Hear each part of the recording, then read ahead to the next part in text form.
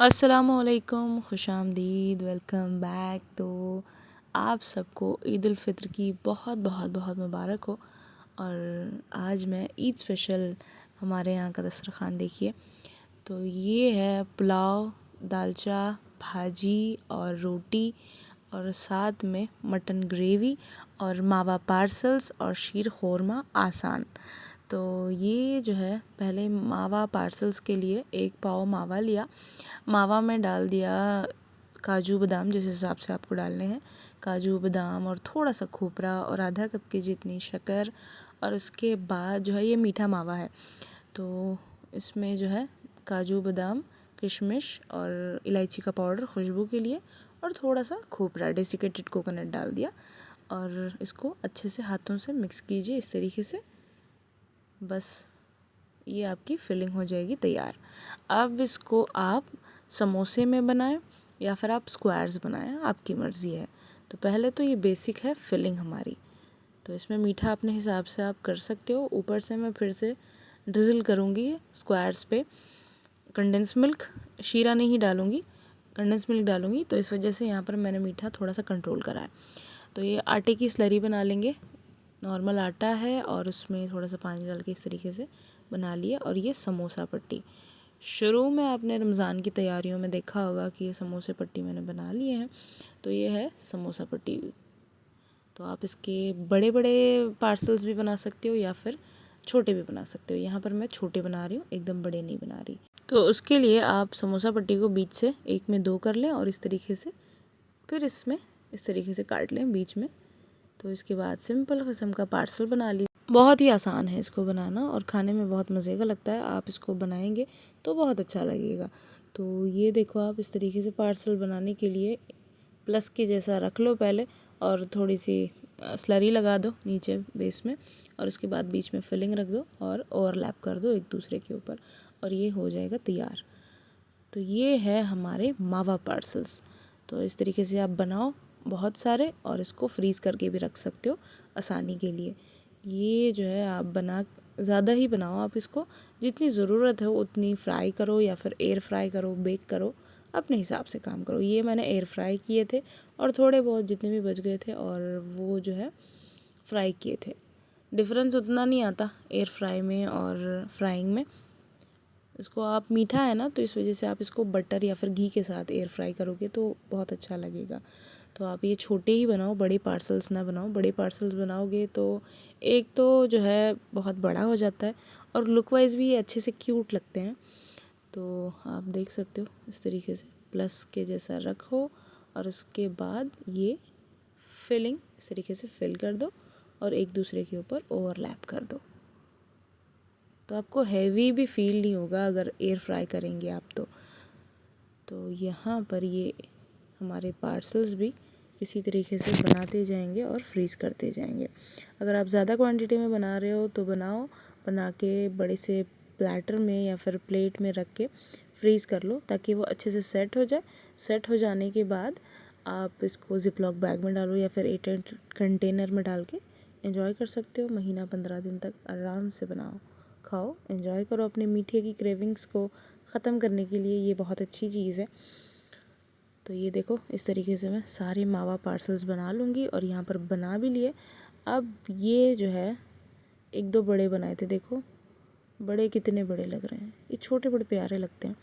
तो ये सारे असेंबल कर लिए और इसके बाद इसमें ऊपर जो है मैं घी डाल रही हूँ। तो घी से थोड़ा सा सौंधा फ्लेवर आता है, बटर से भी अच्छा, अपनी अपनी चॉइस है। बटर से भी अच्छा मुझे घी लगता है तो मैंने घी डाल दिया इस तरफ से। 15 मिनट मुश्किल से लगे होंगे, 8 मिनट इस तरफ से 8 मिनट इस तरफ से 200 डिग्रीज़ पे। तो ये एकदम क्रिस्पी से हमारे पार्सल्स तैयार हो चुके हैं और इसको बस सर्व कर देना है। जब आप सर्व कर रहे हो आखिर वक्त में, ऐन वक्त में आप इसको ऊपर से ड्रिज़ल करें और ऊपर से ड्राई फ्रूट्स डाल दें और ये तैयार हो जाएगा आपका मावा पार्सल्स ईद स्पेशल। तो ये देखो आप, बेहतरीन किस्म के, आपको एक चीज़ फील भी नहीं होगी उतना हैवी, क्योंकि इसमें मुश्किल से 2 या फिर 3 चम्मच घी गए। रंग भी कितना खूबसूरत लग रहा है, देख सकते हो आप। ऊपर से काजू बादाम पिस्ते डाल दो और ये तैयार हमारे मावा पार्सल्स ईद स्पेशल।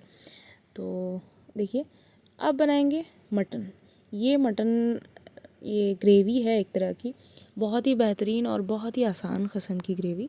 आप गोश्त ले लीजिए, गोश्त में डाल दीजिए हमारा हरा मसाला, अदरक लहसुन हरा धनिया का पेस्ट, ये मैं आधा कप के जितना डाल रही हूँ, और 5 से 6 प्याज को स्लाइस कर लीजिएगा इस तरीके से, बड़ी वाली प्याज।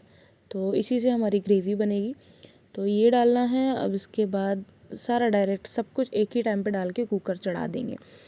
तो इसमें डाल दो लाल मिर्च का पाउडर जिस हिसाब से आपको डालना है। तो ये इसकी रंगत भी अच्छी है और इसका जो है तेज़पन भी अच्छा है। तो धनिया पाउडर डाल दो, भुना कोटा धनिया पाउडर, ये आपको हलक पे नहीं लगेगा सालन।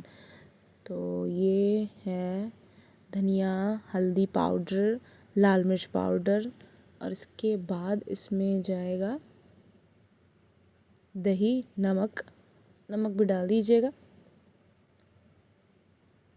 तो ये ज़्यादा चिकना भी नहीं है, गोश्त नॉर्मल है।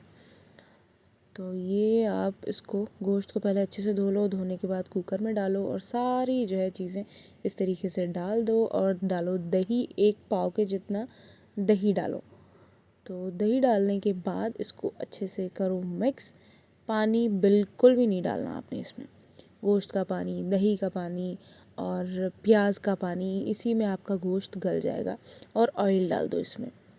तेल जो है ये बेरिस्ता बनाया हुआ तेल है, तली हुई प्याज का। तो ये डाल दिया 5-6 चम्मच के जितना। अब इसमें डालो गरम मसाला। गरम मसाला का भी वीडियो है, घर का ही है भाई। गरम मसाला भी डालो और इसको करो अच्छे से मिक्स, और ढक्कन लगा देंगे और 3 से 4 विसल आने देंगे। 2-3 विसल जब आ जाए तो एकदम धीमी आंच करके छोड़ दो और बंद कर दो चूल्हा। जब चूल्हा बंद करोगे तो 5-6 मिनट इसको ऐसे ही छोड़ो, प्रेशर उसका ऐसे ही रिलीज़ होने दो। उसके बाद आप उसका ढक्कन खोलो तो मक्खन की तरह आपका गोश्त गलेगा और पीस जो है ठहर के रहेगा, रेशे रेशे नहीं होंगे। तो देख सकते हो आप, ऑयल ऊपर आ चुका है, गोश्त गल चुका है। बस इसके आप फाइनल डन करना है इसको। तो ये ग्रेवी पाउडर बनाया था ना पहले शुरुआत में रमज़ान के प्रेप में, वो 2 चम्मच डाल दूँगी ताकि ग्रेवी जो है मिल के आए, पानी और प्याज अलग ना हो। तो इस वजह से बस इसको अच्छे से मिक्स करो। मिक्स करने के बाद नमक वगैरह देखो सही है तो वो बराबर कर लो, अगर कम लगे आपको तो इसमें डालो दम में घी थोड़ा सा, और ये तैयार है। और ये हमारे यहाँ पुलाव, दालचा, भाजी इज़ मैंडेटरी। ईद उल फित्र पे तो ज़रूर बनता है ये पुलाव, दालचा, भाजी। बिरयानी हमारे यहाँ नहीं बनती, पुलाव, दालचा, भाजी ज़रूर बनती है। तो ये इसमें पालक, गोश्त, और ये आम ज़बान में हमारे यहाँ चट्टे बोलते हैं इसको, और उसके साथ बैंगन डाल के बनाते हैं। तो और अब आ जाते हैं शीर ख़ोरमे पे। शीर ख़ोरमे की रेसिपी तो मैं काफ़ी दफ़ा दे चुकी हूँ। तो बस ड्राई फ्रूट्स को भिगो के काट के फ्राई कर लो, और उसके बाद दूध को कढ़ाना है। दूध को कढ़ाना इज़ मस्ट। इस रेसिपी में कुछ भी काम नहीं है, सबसे आसान शीर ख़ोरमा है। शीर ख़ोरमा जो है कितना पकेगा ना उतना अच्छा आपका बनेगा। आपको बहुत अच्छी तरीके से इसको कढ़ाना है। तो जो भुनी हुई सेवइयाँ हैं घी में वो डालो, ड्राई फ्रूट्स जो भिगो के काट के जो फ्राई करके रखे थे वो डालो। इसमें खजूर मस्ट डालो भाई, खजूर से ही इसका टेस्ट आता है। जब अच्छे से पक जाए तो इसमें डालो शक्कर।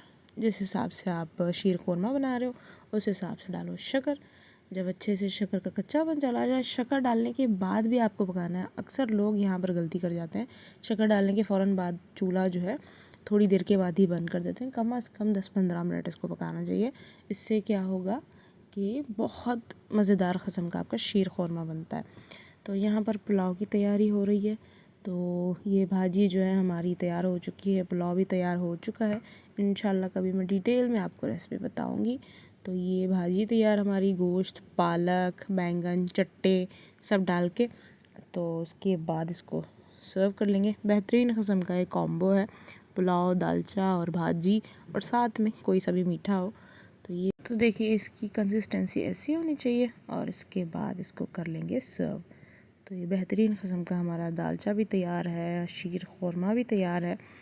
अब इसको सर्व कर लेंगे। जितनी देर आप शीर ख़ोरमे को पकाएंगे, ना आपको कंडेंस मिल्क डालने की ज़रूरत ना कुछ। शीर ख़ोरमे में खजूर ज़रूर डालें और चिरौंजी। इस बार मैंने चिरौंजी नहीं डाली, बस चिरौंजी और खजूर मेरे ख़्याल में बहुत ही अहम चीज़ें हैं शीर ख़ोरमे की। जितना ज़्यादा मुझे बादाम काजू से भी खजूर और चिरौंजी अच्छी लगती है, इसमें बहुत ही बेहतरीन किस्म की रौनक आती है इस पर। तो फ़िलहाल हमारी यहाँ हो जाती है रेसिपी कंप्लीट। एक नज़र आप हमारे दस्तरखान पर डाल लीजिए। देखो, पुलाव है, दालचा है, भाजी है, मटन की ग्रेवी है और साथ में रोटी है। और ये पनीर नहीं, मावा पार्सल, ये आसान है। तो आप देख सकते हो बेहतरीन किस्म का हमारा ये टेबल लग चुका है।